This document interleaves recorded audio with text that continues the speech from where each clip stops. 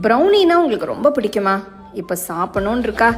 வாங்க இந்த சூப்பரான ப்ரௌனி ரெசிபி எப்படி செய்யறதுன்னு பார்க்கலாம். பாத்திரத்தில் தண்ணியை ஊற்றி ஃபஸ்ட்டு சூடு பண்ணுங்க. இன்னொரு பாத்திரத்தில் வெண்ணெய், சாக்லேட் சேர்த்து சுடு தண்ணியில் வச்சு இதே மாதிரி மெல்ட் பண்ணிக்கோங்க.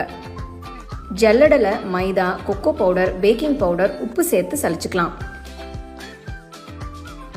சாக்லேட் சூடாக இருக்கும்போது சர்க்கரை, வெனிலா எசன்ஸ் சேர்த்து மிக்ஸ் பண்ணிட்டு கெட்டியான தயிர் சேர்த்து மிக்ஸ் பண்ணணும்.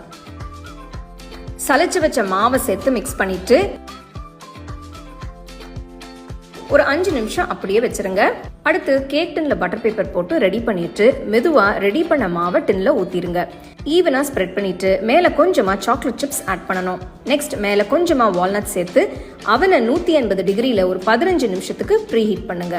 கேக் டின்னை அவன்ல வச்சு ஒரு 30 நிமிஷத்துக்கு பேக் பண்ணுங்க. அவ்வளவுதான், நம்மளோட ப்ரௌனி சூப்பரா ரெடி ஆயிடுச்சு. கம்ப்ளீட்டா ஆறுனதுக்கு அப்புறம் டின்ல இருந்து எடுத்துருங்க. பீசஸா கட் பண்ணி மேல கொஞ்சமா வெனிலா ஐஸ்கிரீம் வச்சு ரசிச்சு சாப்பிடுங்க.